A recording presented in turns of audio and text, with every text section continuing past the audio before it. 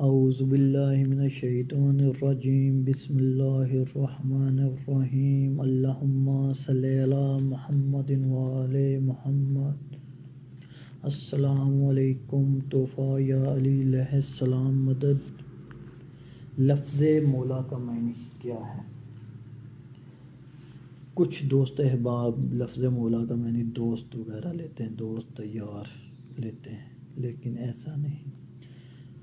رسول پاک صلی اللہ علیہ وآلہ وسلم نے اپنے خطبہ میں حضرت علی کو مولا قرار دینے سے پہلے خود ہی مولا کا مطلوب معنی بھی سمجھا دیا۔ کیا میں تم لوگوں کی جانوں پر تم سے زیادہ اختیار نہیں رکھتا؟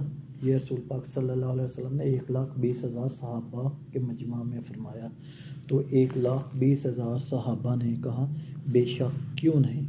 تو پھر رسول پاک صلی اللہ علیہ وآلہ وسلم نے فرمایا جس کی جان پر اس سے زیادہ میں صاحب اختیار ہوں، پس علی اس کی جان پر اس سے زیادہ صاحب اختیار ہے۔ رسول پاک صلی اللہ علیہ وسلم نے یہ الفاظ 1,20,000 صحابہ کرام کے مجمع میں فرمایا۔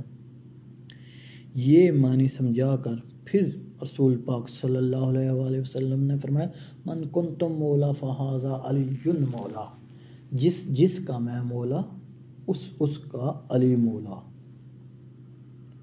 لہذا اس سے ثابت یہ ہوتا ہے کہ مقصود پیغمبر صلی اللہ علیہ وآلہ وسلم نے مولا علی کو دوست بتانا نہیں بلکہ جانوں پر اختیار رکھنے والا حاکم قرار دینا تھا۔ یہ حدیث مبارکہ ینابیع المودت جلد اول میں اہل سنت بھائیوں کی ایک مستند کتاب ہے۔ اس کے بعد رسول پاک صلی اللہ علیہ وسلم نے فرمایا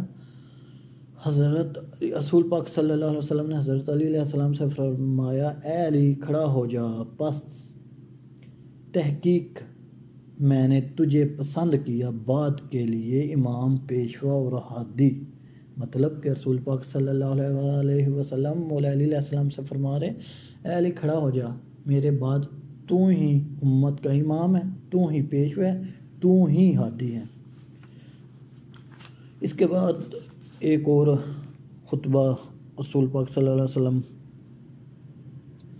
پر حضرت عمر بن خطاب نے فرمایا حضرت علی علیہ السلام کو یوں مبارکباد دی، مبارک آپ کو اے فرزند ابو طالب علیہ السلام کہ آپ نے ایسی صبح کی اور ایسی شام کی، یعنی آج کا دن آپ کے لیے ایسا آیا کہ آپ میرے مولا ہوئے اور تمام مومن مردوں اور تمام مومن عورتوں کے مولا ہو گئے۔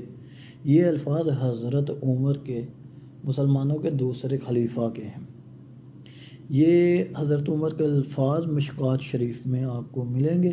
لہٰذا اس حدیث غدیر میں مولا کا معنی دوست نہیں بلکہ جانوں پر صاحب اختیار حاکم ہیں، یعنی رسول پاک صلی اللہ علیہ وآلہ وسلم کے بعد منصب ہدایت پر فائز مخلوقات کا امام، پیغمبر کا وزیر۔